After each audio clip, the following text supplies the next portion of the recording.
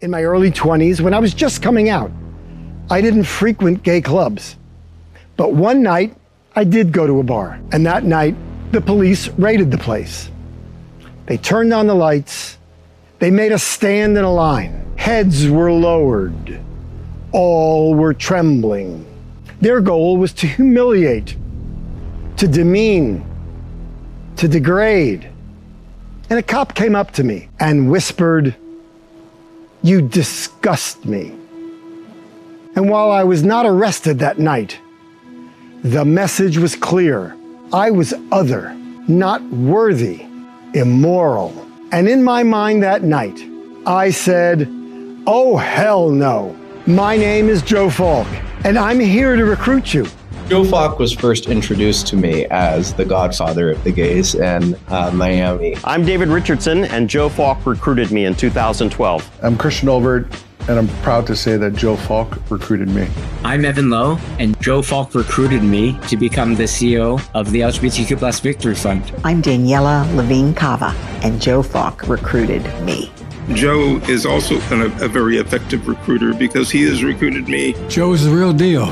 Joe is a board member emeritus, a title that was created, I think, for Joe. Joe Falk is one of those people that definitely can recruit you to join a cause that he believes in. When you're talking to him, you want to be a part of what he's trying to recruit you for. I had not known when I met Joe that he was the first LGBTQ+ president of the Florida Association of Mortgage Professionals, nor did I know that he was the first president of the National Association of Mortgage Brokers. So to me, I was like, wow, why can't I lead? Why can't I be a voice? Joe believed in me, helped give me my voice back because that candle had been snuffed out. When I reached out to Joe early in the process, he said to me, "What is your path to victory?" It hit me so hard. I hadn't thought about that question. I'll take you back to 2012, and a seat opened up that encompassed all of Miami Beach. And Joe Falk had the, again, foresight, the vision to say, this is our moment to elect the first openly gay state legislator. He had just recently met David Richardson. He called me early on a Sunday morning, and he said something like, "Hey, so some of us have been thinking about having you run for state representative. We think it would be a good idea." With Joe, if he says he's going to commit to support you, you can count on it. When I was president, I nominated Joe to serve on the board of the United States Institute for Peace because I knew he'd bring the same integrity to that role that he's brought to everything else he's ever done in his life. Joe was sworn in as a member of the board of the Institute in 2023. President Trump was elected in November of 2024. Soon after, he issued an executive order which effectively called for the dismantling of the U.S. Institute of Peace. It's an institution that was quite intentionally created by the Congress to be independent of the executive branch. I recall actually calling Joe down in Florida and asking him whether he would be willing to join a suit challenging the administration's actions. It is no small thing to enter into a legal action against a sitting president. In this environment, that takes courage, real courage.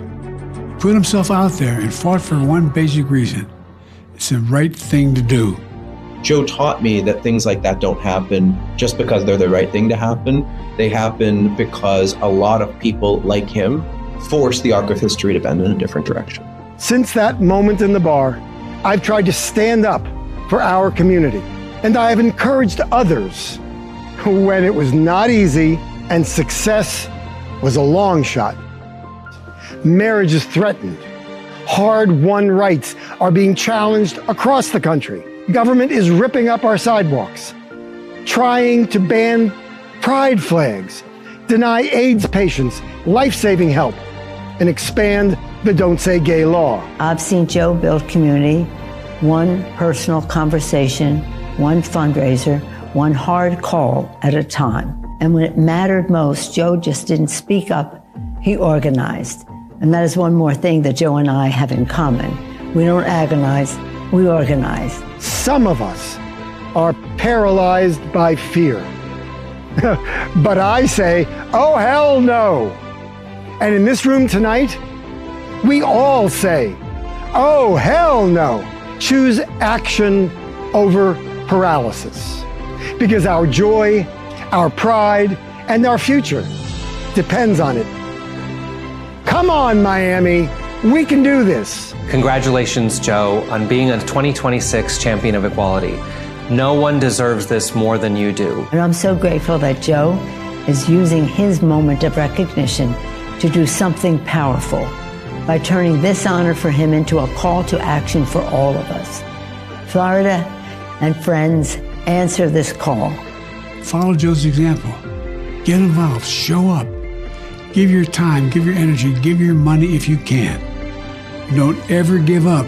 Joe Falk recruited me. Joe Falk recruited me. Joe has recruited me. Joe believed in me. Joe Falk recruited me. Joe Falk recruited me.